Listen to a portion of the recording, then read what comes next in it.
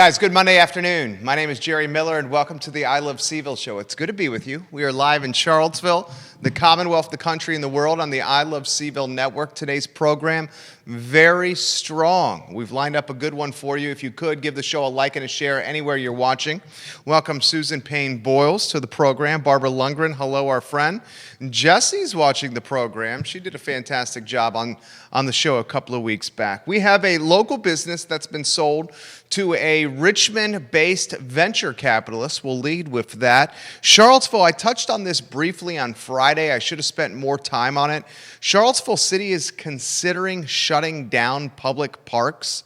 I find this absolutely backwards thinking. We're talking about doing things outside during a pandemic when people are a little jittery and antsy and need some melatonin and some sunshine in their lives. Closing down public parks is not the answer. I'll spend a little bit more time with that today on the I Love CVille show. Lynchburg, Virginia. What's Lynchburg? About an hour from here? Well, Lynchburg just got its first ghost kitchen.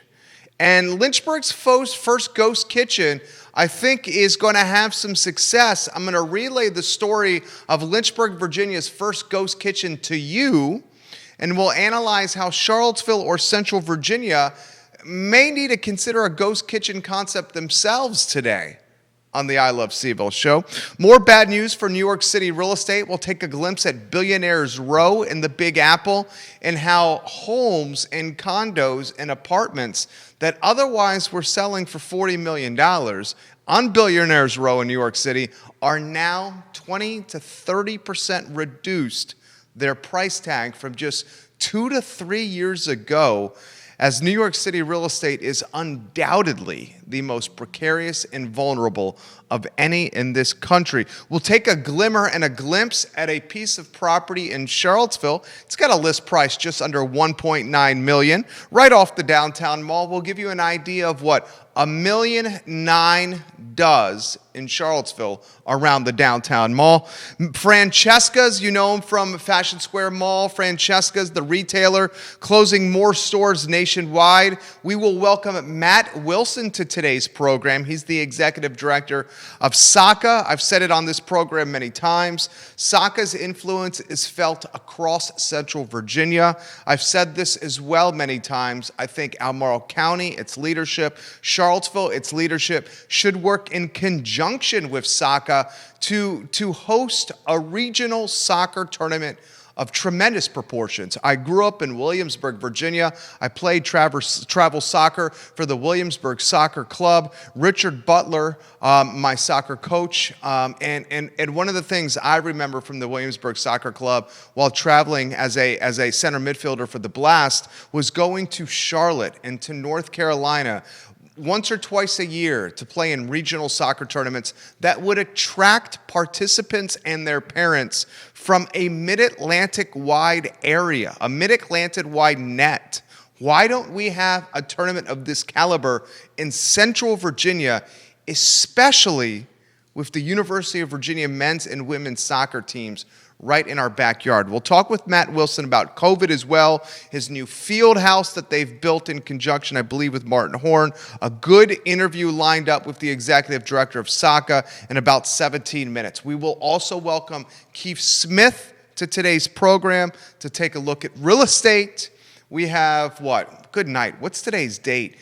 It's the 7th of December. We have 18 days to Christmas. 24 days left of 2020. We need to start dotting the I's and crossing the T's on the 2020 real estate market in Central Virginia, one that's been a real estate market for the books, like one of the best markets you can really conceive of, especially with the way it started during a pandemic. A lot of Virginia basketball and Virginia football news. Malcolm Brogdon has made Wahoo Nation proud again, winning NBA's top citizenship award. We'll take a look at the president, Malcolm Brogdon, a guy who's a double who. He's got 2 degrees from the University of Virginia. A guy who was the ACC Player of the Year. The last time that was done was Ralph Sampson. A guy who was the ACC Defensive Player of the Year. And Judah, start rotating the other cameras when directing the show, if you could, please. Use the other cameras, please. Brogdon, Player of the Year, Defensive Player of the Year, Rookie of the Year in the NBA, signs a $85, $90 million contract with the Pacers, and now the National Basketball Association is honoring Malcolm Brogdon with its citizenship award. I mean, I got to relay that story to you. We'll talk Wahoo's beating Boston College. UVA's got a matchup against Virginia Tech on Saturday. We know the time of kickoff. UVA and Virginia Tech will play on Saturday at 8 p.m. Marquee matchup on the ACC network. The Hokies open as an early 2.5-point favorite, according to the book of the odds makers in Las Vegas. Virginia Tech, a 2.5-point favorite. I'm going to be watching that game. I'm going to be watching that game with my wife. I'm going to be watching that game with some cold beers. I'm going to be watching that game with some kind of fried food and some kind of cheesy, doughy food. I'm going to be watching that game with my kid. He's going to stay up past his bedtime. UVA has an opportunity to finish this season and to go into a potential bowl game on a very positive note after opening the 2020 campaign at 1-4 overall. Okay? UVA starts 1-4 overall, and Bronco Mendenhall has this team and its fan base on edge. And now look at what we're doing. We've won 4 straight ball games, and we're playing a Virginia Tech football team that is reeling. The Hokies have lost 4 straight, and their head football coach, his job is undoubtedly in jeopardy, certainly will be even more in the hot seat if the Hokies lose to the University of Virginia in Lane Stadium. Virginia Tech, an early 2.5-point favorite, and thank goodness for Tony Bennett and Virginia men's basketball. They get an overtime win against Kent State. UVA 3-1. All those stories and more on the I Love CVille show. We'll give some love to Interstate Pest and Service Companies, truly a home's best friend, 50-plus years of serving Charlottesville and Central Virginia. Interstate Pest and Service Companies. Folks, the lead of the show, and you know I follow it closely as the owner of an advertising agency. We have the most market share from an advertising agency standpoint in Central Virginia. We own real estate. We own this network here. Small and medium-sized businesses mean the world to me. They're the backbone of this community. We work alongside of them, and we're not working alongside of them as clients. We support them as customers, okay? And one of them we enjoy is Blue Ridge Bucha. Blue Ridge Bucha, you know from Waynesboro, its facility in Waynesboro. You may know from the farmer's market. You may know from taps at grocery stores, taps at bars. You may know it from the Market Street Market. Blue Ridge Bucha has been sold. The Waynesboro-based kombucha business has been sold to a Richmond venture capitalist named Hank Hayming. He's the co-founder and managing director of Trolley Venture Partners. This business, and the guy says it in the article, the new owner in the Richmond BizSense story, he says, quote, the new owner says this: my goal is to take it from a $1 million in sales company to a $2 million in sales company, end quote. He's going to be the owner and CEO of Blue Ridge Bucha, this Richmond venture capitalist.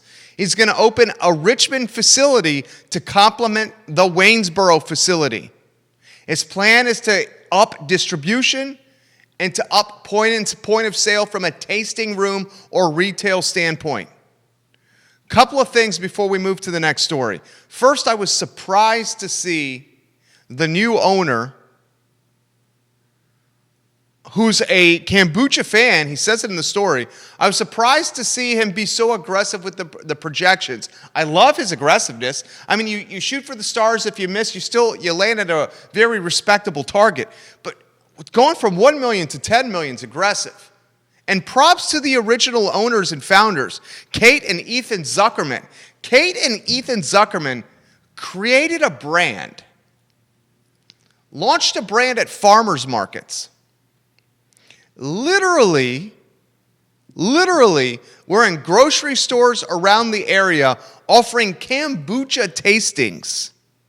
That's how I found the brand.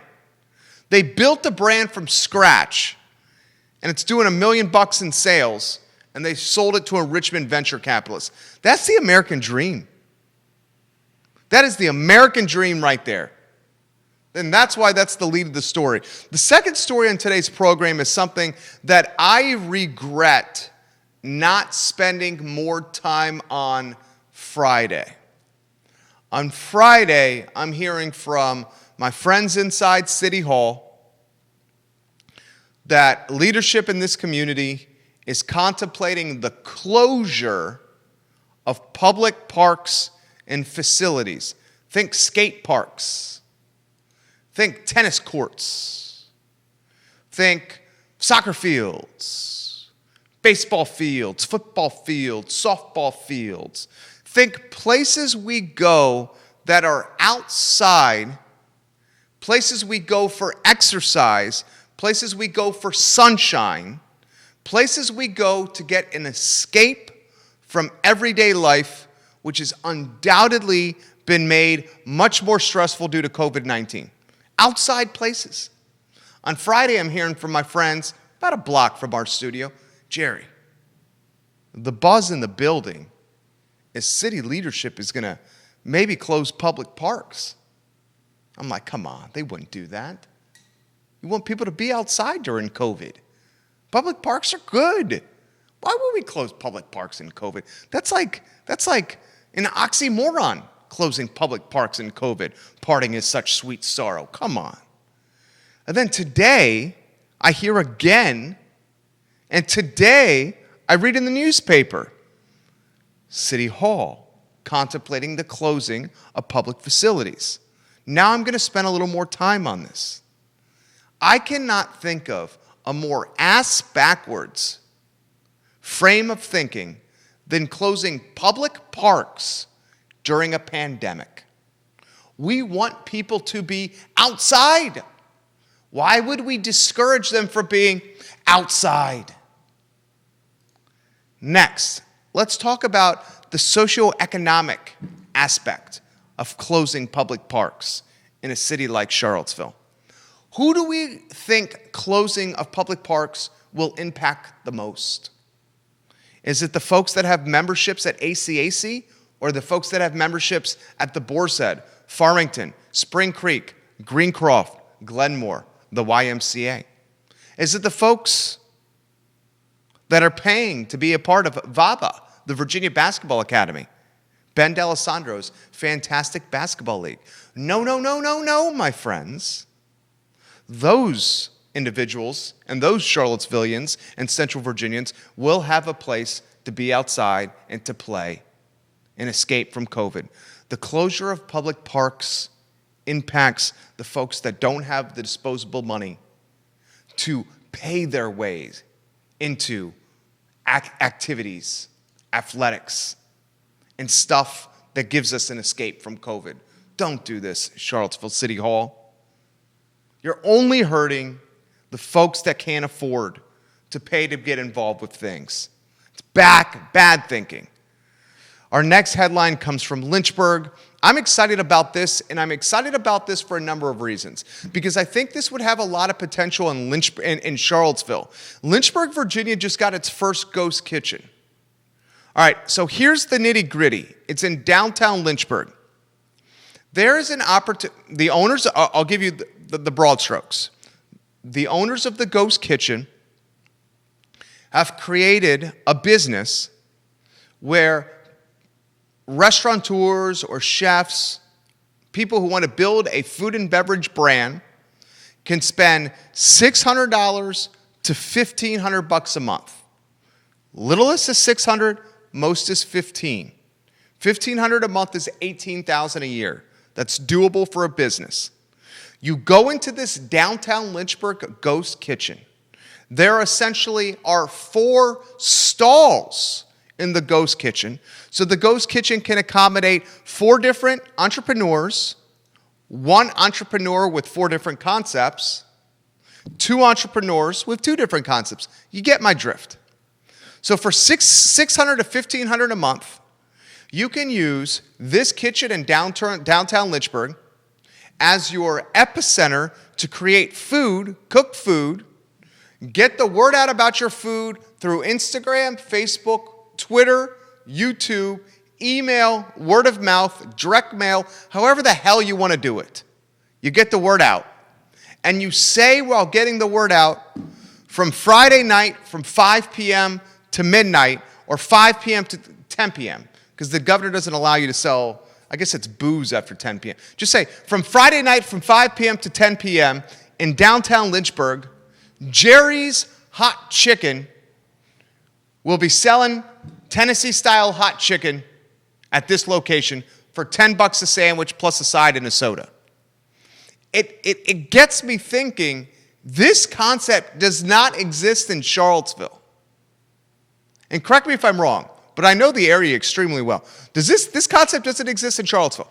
Where's the opportunity for 8, 9, 10, 13, 14, 6, 7, 3, 4, a couple of different entrepreneurs in the food and beverage space to go into a ghost kitchen, use a phone, drive awareness, and get people to pick up their food in takeout or to-go fashion. You can even use DoorDash, Postmates, or Uber Eats to deliver the food in a ghost kitchen. Downtown Lynchburg has got an entrepreneur and landlords that are rolling it out now. And the waiting list is vast for entrepreneurs that are signing up for the ghost kitchen. Why is this not happening in Charlottesville? It's happening all over Richmond. It's happening all over Washington, D.C. It's happening all over Virginia Beach and Norfolk. Now it's happening in little old Lynchburg and downtown. And I've yet to see a ghost kitchen concept truly come to fruition within Charlottesville city limits. Correct me if I'm wrong. If I'm wrong, I'll eat some crow. Put it in the comments section and let me know. Welcome to the program, Richmond, Virginia. Welcome to the program, Crozet. I see you watching, Steve in Belmont. Thank you for joining us on the show. Keith Smith, thank you for sharing the show. That means the world to us. Hello, McLean, Arlington, Virginia. Welcome to the show. Lynchburg, we see you watching as well. Vanessa Parkhill, hello. SOCA's Executive Director, Matt Wilson, will join us in 3.5 minutes. A couple of items from a real estate notebook first. I'm going to give you 2 pieces of real estate. One from Charlottesville, Virginia. The second piece of real estate I'm going to give you is from New York City. I'm going to give you the top of the market in the city of Charlottesville, and I'm going to give you the top of the market in New York City. I love to go macro and micro in this program all the time. First, Judah Wickhauer, our director, let's go Charlottesville City. Look at what's the asking price on this? $1.875 million. $1,875,000 asking price. Now, this house is beautiful. It's just not very big for what you get. This is literally right off the downtown mall, okay? This is literally right off the downtown mall. It's pretty much a block behind Market Street Park, Lee Park, Emancipation Park, Market Street Park, whatever the hell we're calling it right now. This home is about a block and a half away from Market Street Park. The asking price is $1,875,000. You get a downtown spot. It's brick. It's Victorian. It's gorgeous. It's got a sweet porch. It's got parking and a garage. You can have cocktails on this deck. It's been well taken care of. But folks, $1.875 million in the city of Charlottesville, about 3 blocks from the downtown mall, 3 bedrooms, 4 bathrooms, 3,337 square feet, asking price $1,875,000. Now, the home's been on the market for a little while. We're talking about a days on market of $157. It's been on the market for a little while. $157 days on market. Sabrina Martin, Real Estate 3, the agent on this one. Are you flipping through the photos for those that are watching the screen, J-Dubs? I've just got the listing. So you just took a screenshot from Zillow? Moving forward with real estate, take the photos from the listing and flip through them so you offer value to the viewers and listeners, please. Okay. Thank you. That way we give them value for watching. Not bad. Not bad right there. I mean, that's out of 99% of the population's price tag. Just under $2 million. I mean, I'd come in with $1.4 million offer here. I mean, it's been on the market for a year and change. That top of the market is, that portion of the market is soft too. That price point. Now let's look at New York. You want to know just how bad New York City real estate is? They have a portion of New York City called Billionaires Row. And Billionaires Row is like Michael Dell, the founder of Dell Computers. He has a $100 million apartment in Billionaires Row. That's the type of people in Billionaires Row. There's a seller of a luxury condominium in Manhattan's Billionaires Row. This particular property in 2014 was purchased for $34 million. It went under contract last week for $22.5. That is a haircut of $11.5 million. Think about that. 2014, $34 million on Billionaires Row. Sold this past week for $22.5.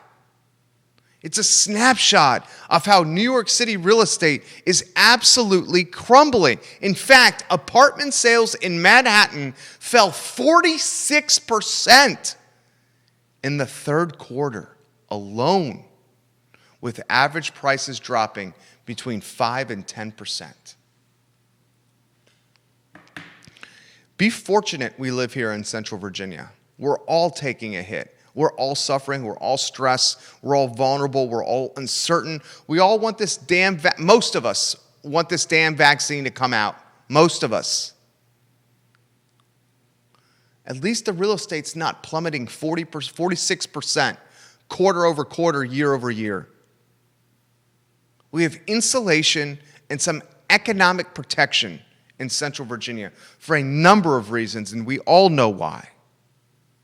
All right, last item out of the notebook, Francesca's. Francesca's has a location in Fashion Square Mall. They're closing another 97 stores. Francesca's is going bankrupt. It's filed for bankruptcy. Francesca has now closed 237 of its 700 stores, with more to come. Many analysts that cover the retail sector are expecting massive bankruptcies and closures after the holiday season. Massive bankruptcies and closures after the holiday season, once retailers are able to assess their business model and figure out what is going on. We will follow that closely. I see very soft positions in the Charlottesville community in Stonefield, and very soft positions in the Charlottesville community in Barracks Road. My prediction is you're going to see a number of the national retailers along Route 29 go hasta luego, peace out, bye-bye, night-night, lights out. Judah, I'm reaching out to Matt Wilson. We see Tennessee watching the program, North Carolina watching the show, and some folks in West Virginia. Matt Wilson's on the line. Matt, let's see if we can get you to get that camera turned on so we can see you, my friend. There we go. We got you. Hello. How are you? How's it going? How you doing? I'm doing well, man. You guys, is this the new field house behind you? It is. You are looking live, as Brent Musburger used to say, at the field house. Dude, it looks so dope, man. Can I won't ask you to move the camera until the end of the interview. That way we can talk. Gary rigged this pretty well. Yeah, right. Tell us about the field house, dude. This is awesome. Yeah, it's a long time in the making. We've had this thing dreamed up for over a decade. And, we originally had planned to do this elsewhere in the county, over near where our park is on Polo Grounds Road. It didn't work out. I actually think you might have been at that meeting years ago, maybe when you were working for the Progress. And we got denied, and that was a real setback. And we had to kind of reevaluate where we were going to do it. And these great folks here at Belvedere in the neighborhood stepped up and deeded us some land here that we could build on and invited us into the neighborhood. And so I spent the better part of the last 10 years raising money and finalizing the plans. And so for it to finally open up is super rewarding and gratifying, to say the least. This dude is A-plus people. His family is A-plus people. He has a phenomenal memory. I was at the meeting. trying to go into bat like he has been for his organization. I thought it was a no-brainer to put it off of Polo Grounds Road. Regardless, we have the field house here, so we're going to celebrate that. I play racquetball with a friend of yours in Babak, and Babak tells me all the time about your field house and what's going on. Tell me the purpose, the goal, the vision with the field house. Yeah, so for us, we a lot of people say if you build it, they will come. And in our case, it's almost the opposite. We built out our programming, to be honest with you, Jerry. And we've had a winter indoor league that has been bursting at the seams for, 10, 15 years now. And we realized we needed a place to house that. We got maybe 1,500 people playing every winter, adults and youth players both. And we were playing at a lot of different gyms, any place we could go. And of course, you're arm wrestling with every basketball group and every other group. Everybody is desperate for space. And so we decided, hey, we need to build our own thing. You've seen other communities do it. Down in Williamsburg, there's a place called the Whisk. Richmond's got a couple places. None of them as nice as ours, I'll say, but they're all pretty good. And we had nothing. And so we decided, let's see if we can build something that would be turfed, be indoor, could be used not just in the winter, but we'll use it all year round. Any inclement weather. It's big enough, and we built this thing big enough that it can house outdoor youth games. It's a 60 by 40 yard pitch. You play the lines. In the wintertime, we can drop these curtains. You may be able to see them up behind me. They drop down from the ceiling. We can carve the space up into smaller spaces and play, 2 to 4 indoor games at one time concurrently. So that'll be really advantageous for us. The game of futsal is an emerging game. When you and I were kids, we played indoor soccer with the big fuzzy tennis ball, and we banged it off the boards on a kind of ice hockey rink. Now futsal is the game that everybody's playing. A game that originated in Brazil. You have sort of the standard for indoor soccer. You play it to lines. You play it with the ball that's sort of a deader weight, doesn't bounce around. It's not up in your face all the time, bouncing. So that's becoming really popular. It's a great game to develop your skills as a soccer player. We'll use this thing a ton for games. It also has a bunch of, ancillary spaces. There's a tactical room downstairs where we can bring teams in for film, watch games. Crutchfield donated a really nice high definition projector. So we can film games. We can do all of our referee training, coach education. There's a fitness room. There's a trainer's room, locker rooms. So all those sort of supporting spaces have been built out. Ultimately, this will be where our offices are. This is where SOCA will be headquartered. That's a phase 2, a little more money to raise on that one, but this will be where our nerve center is, so to speak. Great take right there. So what's a price tag of something like this? Check in at. Maybe you can highlight some of the partners along the way, because this has been a total community effort here. Oh, it really has. Yeah. It came in about $5.5 million to build this. So, and that was a big meal for us to chew on. Probably shot a little too big, and it was hard. That's why it took us so long for an organization of our size. Now that it's done, I'm super stoked that we did it. I'm glad. But gave me a lot of gray hairs along the way. And there's been some great parts. ACAC has been a big one. Phil Wendell and ACAC have always been there to donate to our different efforts. When we built our original park, they were the title sponsor for that. They made a large contribution to this. They sponsor our travel team, so they've been an outstanding partner. The Perry Foundation, if you know those folks, really nice people. They made a matching grant for a few $100,000 that allowed us to go out into the community and find others that would match them. That put us over the top. We were able to build. So those are a couple of the larger ones. A few anonymous folks that I don't think they want their name shared, but yeah, people from the community definitely rallied and came up big. World Strides made a nice donation. Carter Myers Auto, a whole bunch of folks stepped up and took us across the finish line. How have you guys been doing during 2020? It's been an interesting year, to say the least. We did get a PPP loan, so that was massive for us in the spring because we had to cancel our entire spring season. And the PPP loan got us through that. We restarted our play, I guess it was late May, and phased it in through a variety of different phases, all socially distanced. And by the fall, we've been playing, and there's a variety of limitations in place. 7v7 is the largest size that Albemarle County will allow you to play on the county fields. And the city of Charlottesville won't let you play any games, just practice on theirs. we're lucky we have some private property that we can play on, that we own. It's not through the Parks and Rec. Now we've got the field house, which you can play a 7v7 game on. So our travel teams have been able to get what they needed there, but it's been tight and it's been difficult. And I don't think we're totally out of the woods yet. But the one nice thing I can tell you, Jerry, is we have 0 reported cases of COVID transmission, via our activities.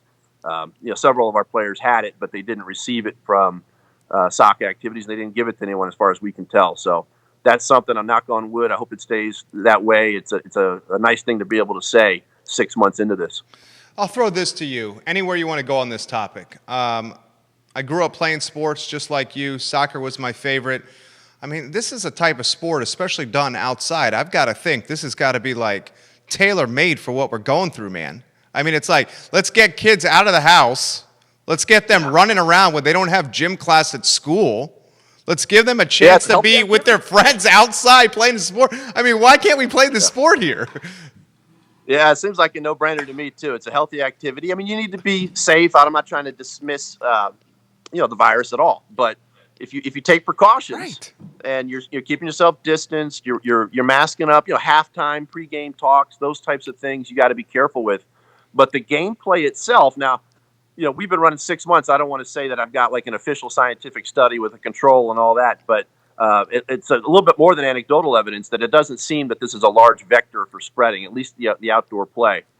Our design here for the field house actually ended up being really good because we've got these massive 25-foot garage doors that line either side of this building that will open up all winter, and it'll be cold in here. We won't heat it, but you'll be dry and you'll be able to play, and it'll ventilate the space just like an outdoor field. We got big fans and things like that that'll keep the air moving.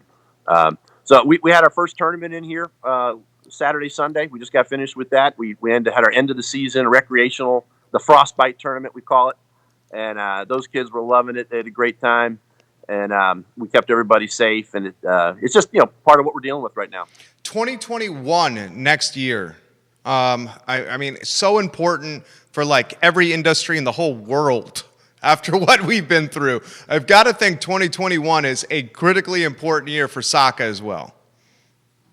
Yeah, it is. We'd like to get back to doing what we love, and you spend so much energy just trying to make things safe. You forget about all the stuff you're normally doing. It's just extra work for you to do to sanitize everything every night. You're washing your pennies, you're washing your balls down, stuff you didn't think about before on a nightly basis.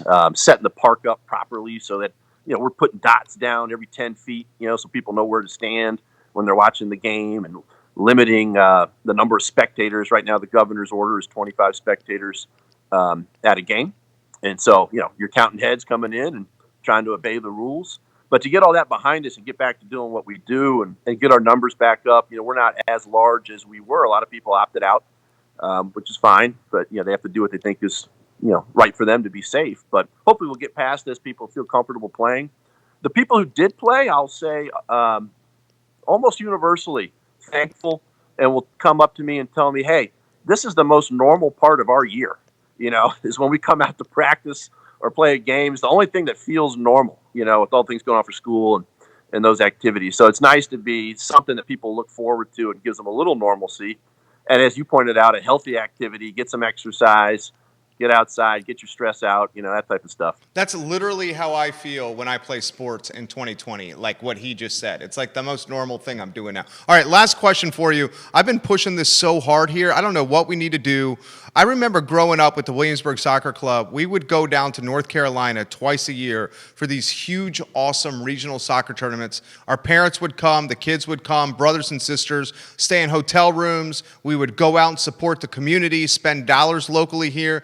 What can we do to work our way to having some kind of similar tournament in this area? Yeah, that's a great question. And, so just so you know, we did start a tournament up. It's Labor Day weekend. We've done it maybe 2 or 3 years now. We had to cancel it this year due to COVID, unfortunately. But I've been trying to build it up from nothing into something. We've got, and not to toot our own horn, but SOCA is a big enough club that it could host a big event like that. We've got the university here. It's central in the state of Virginia. It's a place people love to come to. Great place to recruit games at. we're lacking the numbers of fields that you need. The tournament space is a competitive space business wise, and from our days when you and I were playing, we'd go to those tournaments. Now they're just bigger and more professional. And if you haven't gotten in yet to start your event, you're coming from behind. So we've had to leverage. We have 65 travel teams normally, and honestly, I use that to leverage other places to come to our event and tell them I'm not coming to yours unless you reciprocate. Because you have to have some way to get in and start it up. But we're lacking the fields. If you go down to Richmond, they have surpassed us by a million miles when it comes to fields. Back in the old days, you had Stryker Park, which was amazing. Yeah. There's 6 Stryker Parks in Richmond now. It's passé. Oh, yeah. I mean, Ucrop Park and Glover Park. Some of them are privately owned and developed by clubs like the Richmond Strikers or others.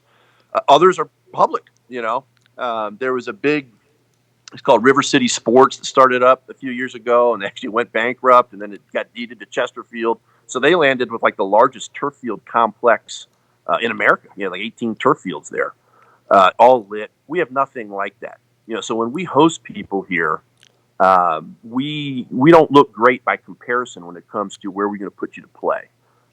I can utilize some of the turf fields at the high schools, and those are nice to play on, but it's one field. It makes it hard to manage when I got to have 35 volunteers at 35 different locations instead of 2 guys at 2 humongous locations. It just makes the work so much harder. But it would be great economically, not just for SOCA as a way for us to raise a little money, but people getting gas at the gas stations, going to movies, eating dinner, all that stuff it brings in. Sports tourism is a real thing.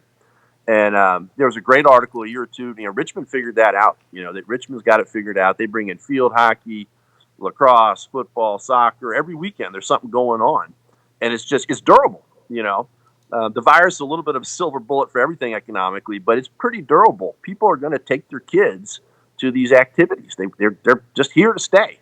So I'd love to see us get on board with it. The number one thing we can do in the short term is support turf fields at Dardentown Park. That's number one.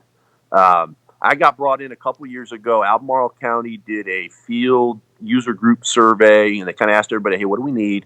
And they were pushing, the guy doing the survey was pushing sort of, hey, let's build a new big complex. And that sounds great. But my answer was, before we do that, why don't we make what we have usable and great? We have Dardentown. You could get 5 or 6 fields up there. Problem is the grass isn't great. It's not lit. Turf that. The county has the money to do it. They've appropriated it. They just need to follow it up and make that happen. And all of a sudden, it'll elevate not just the games here locally, but it'll give us an asset that we can use to play tournaments on, to host games. So turf Dardentown is what I say. Matt Wilson, dude, you just crushed this interview. Dude just got a hat trick. You're the man. Thank you. Congratulations on the field house. It's absolutely amazing. Let me know anything at all how we can help work together. I'm happy to do it. Will do. Thank you, Jerry. Appreciate it. You have a good one. You too. See you. Right, thank you. That guy, what an amazing interview right there. Dude just crushed that interview, Judah Whitcower. Let's get Keith Smith on the line here. Keith Smith, the star of Real Talk. His show airs Tuesdays and Fridays on the I Love CVille network. Keith Smith, from the new office, I believe. Is that right, Keith Smith? Yeah, buddy. We're hold on a second. Got to swap out the hearing aids for the other thing. How are you? You got to stop doing this to me, man. You're bringing me in after these awesome interviews, and all I got is like stats. I mean, come on. That was an awesome interview. I'm feverishly writing numbers down and trying to listen to that interview. That's a great thing. That's going to be one hell of a facility, or is one hell of a facility. Dude, your new office looks awesome. Well, we're getting there. We got a little bit of we got new stuff coming in, so we're getting there, buddy. We got about another couple of weeks of setup to do. The man, his beautiful better half Yona, and our friend Quentin Beckham are launching Yes Realty Partners. And this is the new headquarters, the new HQ. And I have a question for you. Oh, I know what you're going to Are you ready for this one? I don't think you know this one. This is going to surprise you. Are you the CEO of Yes Realty Partners? No, I just sweep the floors. Oh, you're so ridiculous. I just sweep the floors and do what I'm told. You know, I have Yona as my wife, and now Quentin is my work wife. I know. So, I know. He's your work wife. so and you're laughing because you know it's true. I love Quentin Beckham. Oh, man. All right, Keith Smith, my friend, tell us what's going on in your world. We got an exciting week coming in. We got Andre Xavier coming in tomorrow. Huge supporter of the Real Talk and the show, and wanted to take a few minutes tomorrow to chat with him a little bit about travel. Right, travel is. I think you're going to start seeing it opening up. I'm a positive guy by nature. I think you're going to start seeing these vaccines come in and travel, and he and I were having a conversation about Yona's 60th birthday, going to see elephants, and I realized I got to sell a whole bunch more real estate in order for that to happen. Yona loves elephants. His beautiful wife loves elephants. So Andre tomorrow. Andre's tomorrow. Big reveal on Friday. We finally got all our ducks in a row. We're going to do a little beta test tomorrow, but Dairy Market is allowing Real Talk and I Love Charlottesville to be the first ones in there to do a public viewing. So we're going to do some live shots from Dairy Market. So everybody's going to get a chance to see it first on Real Talk and I Love Charlottesville before the rest of the world does. Their grand opening is on the 15th, but we're going to get in there on the 11th and do some real live stuff on it. And so I'm pretty excited about it. I did jot some numbers down about the Charlottesville market. Oh, I want to talk about it. You've seen Dairy Market. You've had a look at Dairy Market more so than others. Is the place impressive? Knock my socks off. Yeah. This is, there's a few things that you and I, well, we have a lot in common other than our chemistry, but we like food. We like to be social. And I know that that's kind of a tough word today in today's pandemic, but we're going to get past this, right? This is going to go away. And we like to take a drink from time to time. We like to wet the whistle. We like to wet the whistle, and there's going to be multiple options of wetting the whistle. We're just going to have to get an apartment in the building. I'm thinking that's what's going to have to happen here, or something. Or maybe we'll try to work out a deal with the land trust what they're building on 10th and West. Who knows? Maybe we'll try to get something within stumbling distance. So, my friend, what's your vision for Friday? Is Jody going to be on the show? Jody and I have a meeting tomorrow. We're gonna go through this. I think that's the game plan. The game plan is to use the little gimbal, the little stabilizer I bought, and have Jody do a walkthrough on it. But it's up to her comfort level, and if not, then I'll do it and I'll call in. But my hope is to have you and I in the studio and have Jody walk around. She's a lot better at it and much better on the eyes than I am, for sure. She is fantastic. Jody Mills, we're looking forward to it. We hope that happens. The numbers on those note cards, Keith Smith. Yeah, so while you were jotting around doing that, that listing you chatted about is, that's kind of on the upper end market, but, Charlottesville right now active only has 59 homes active, but the median sales price or the active price is 545. So that number almost 2 million is way out of on the upper end. Pending right now is 78. But what's interesting, the last 30 days, 27 units sold, 7 days on the market. The median sales price is 426. What I wanted to do is say, okay, 0 to 999, right? 0 to 999. What's going on?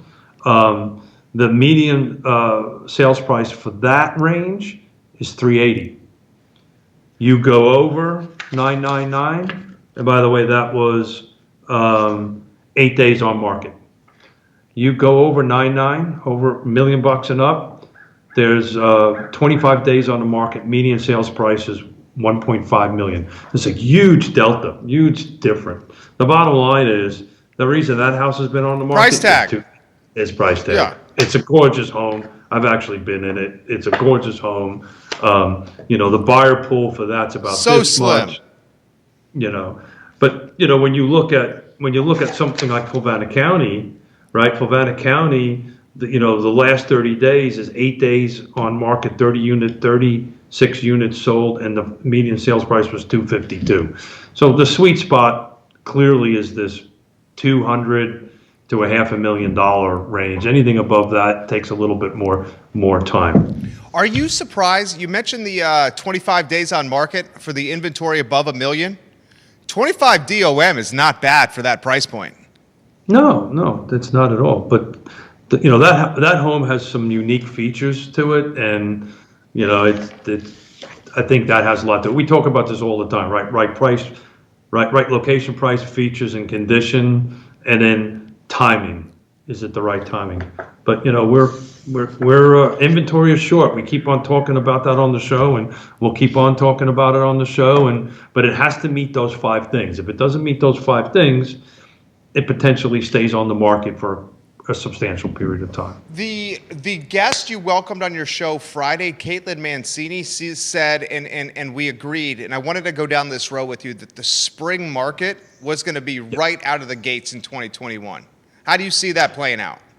Well, I agree wholeheartedly. Not only that, we're going to talk about that tomorrow after we wrap up with Xavier. There's the Mortgage Brokers Association has given out their predictions, for 2021, and we're going to talk about that. But you're 100% right. It's going to be. This is just going to keep on going, and you'll find out. I mean, they're projecting. I'm looking at my cheat sheets for tomorrow. They're projecting all the way out to 2023. A growth of between 3 to 4% year over year in value. They're looking at the interest rate to climb up around 4% in 2023, but that's ridiculous. That's still anemic. That's cheap. We talk about this all the time. First house I paid 18%. Was happy to get it. How was your weekend? What'd you and Yona do? We worked all weekend. Just like you. How'd your Sunday showing go? Good. We're moving along. This is an upper end product that Yona had me in. So the buyer, like we just talked about, when it's over $1 million price, the buyer pool is a little different. I will tell you, the lower priced unit, which you're helping us. Is that promote, Milton? Milton Road? Milton is getting just a ridiculous amount of traffic. 4 or 5 or 6 showings a day. You expect that to go under contract soon? If not already by now. Wow, gosh, Keith Smith, if not now already. I love it. Well, that's Yona's listing. So we split up because of our workload. We split up projects. So I'm trying to artfully not get myself into trouble here. Well, you handled it extremely well. I think you did. Yeah, you did very well. Mrs. Smith will be the judge. She will be, but I think this time you passed with flying colors, my friend. Think I did okay. Might have been the cup of coffee I had just before I. Did you ride your bike this weekend? No, man. But I'll tell you, I just came from Blue Ridge Cyclery on 29 North. Sean was a great interview. I bought my, which Yona doesn't know yet. So I bought an in-house trainer so I could set up my bike in my bonus room upstairs and train. So that's one of those things where you lock the bike and you can just ride, right? I got an app for it. Sit on it. I can do all this neat stuff. Could have bought another bike for the damn value of it. Keith Smith, you don't need another bike. Don't tell Mrs. Smith. I'll see you tomorrow. I enjoy this. Hey man, it's always great to see you guys. See you tomorrow. Good guys. to see you, buddy. Bye-bye. Bye, Keith Smith. Oh man, good people right there. Andre Xavier on tomorrow's program. Andre, we love when you come on the I Love CVille network. Keith Smith and Yona Smith are launching Yes Realty Partners. Guys, I cannot think of more honest, hardworking, credible, and just like salt of the earth people than Keith and Yona Smith. There is no inventory on the market. If you need to sell your home and you want to make some money because you have little competition, Keith and Yona Smith, that is a good answer for you right there. All right, a couple of items out of the sports notebook. Malcolm Brogdon was just honored with the NBA's Citizenship Award. I mean, how many awards does this man get? Malcolm Brogdon has 2 degrees from the University of Virginia. He is a double who. He has a degree from the Arts and Science School and from the Frank Batten Institute. He's a double who. Malcolm Brogdon was the Atlantic Coast Conference Player of the Year. The last time someone did that, his name was Ralph Sampson. Malcolm Brogdon was the Defensive Player of the Year. He was a first-team All-American at UVA. Malcolm Brogdon was the NBA Rookie of the Year. Malcolm Brogdon signed a 4-year, $85 million contract with the Indiana Pacers in 2019. And now, Malcolm Brogdon, yes, the double who, with degrees from the College of Art and Science and the Frank Batten School of Leadership and Public Policy, has now been honored with the NBA J. Walter Kennedy Citizenship Award. This award goes to the player in the National Basketball Association who does the most in his community.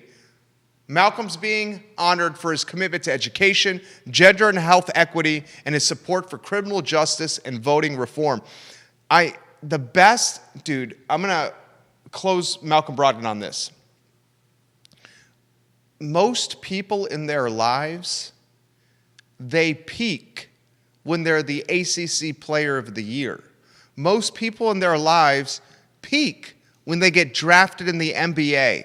Most people in their lives peak when they become the NBA Rookie of the Year. Most people in their lives peak when they get a 4-year, $85 million contract with the Indiana Pacers. Most people in their lives peak when they're the NBA Citizenship Award winner. Malcolm Brogdon, the best for him is still to come. This dude right here, his nickname is the President, because everybody he comes across, they say Malcolm Brogdon could be the President of the United States of America.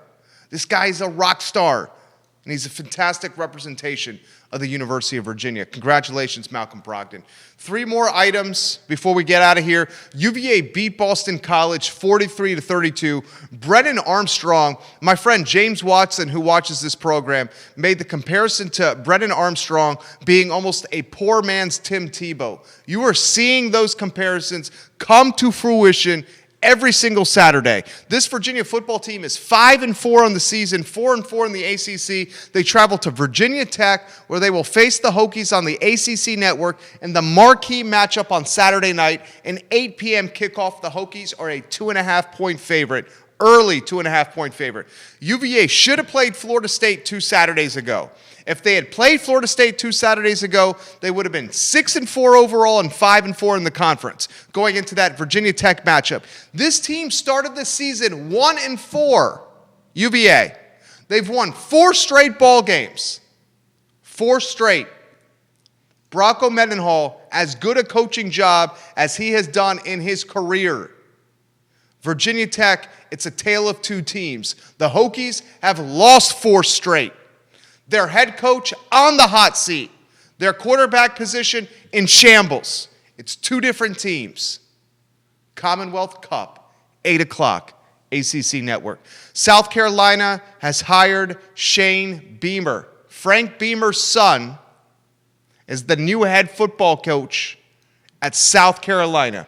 Shane Beamer previously was the recruiting coordinator at South Carolina when they landed some of the best classes in school history. He's gone from Oklahoma, South Carolina. He's had some big-time assistant coaching. Here's an interesting wrinkle about Shane Beamer. Shane Beamer has never called a defense or an offense. He has never called plays on defense and offense in his coaching career. He's the new head coach at South Carolina. And the last item out of the notebook, Tony Bennett's basketball team got a 71-64 victory, 71-64 overtime victory against Kent State. UVA improves to 3-1 on the season. Second straight game that Kihei Clark did not start, but Clark really took over the game against Kent State late in that contest. Virginia is now at Michigan State on Wednesday night. In the ACC Big Ten Challenge, UVA at Michigan State. Michigan State is number 4 in the country at 5-0 overall, 1-0 in conference play. That is a big-time matchup. Sam Hauser will face his brother in this matchup. His brother transferred from Marquette, Joey Hauser, to Michigan State. They will guard each other. They will face each other. They're two of their team's best players. Sam Hauser will face his brother, Joey Hauser, on Wednesday night at 9:15. All right, the I Love CVille Daily Digest today at 5 o'clock. It's this entire show in 5 minutes or less. It's the I Love CVille Daily Digest. Don't miss it. 5 days a week, 5 o'clock. 5 minutes or less, the I Love CVille Daily Digest. Save $288 on Ting Fiber Internet. It's the internet we use for this show. It's Ting Fiber Internet.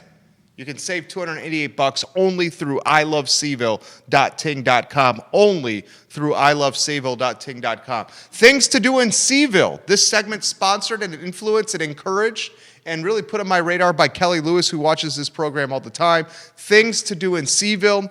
I'm going to Ix Art Park. There's a Winter Wonder Walk that's going on at Ix. It's open now. The Winter Wonder Park is free to all ages, 7 a.m. to 10 p.m. until December 31st. You walk around Ix. You see twinkly lights. You have fun outside. Outside's a safe place to be. You enjoy the holidays with your friends and family. Winter Wonder Park, Winter Wonder Walk, going on now, an outdoor mural park with arts, lights, and decorations at Ix, 7 a.m. to 10 p.m. until December 31st. That's what's going on in Charlottesville. My name is Jerry Miller. It's the I Love CVille show that spotlights the best of Charlottesville, Virginia. Thank you kindly for joining us on a Monday afternoon. Take care. Dude, I would do that park. I would do that walk. Would you?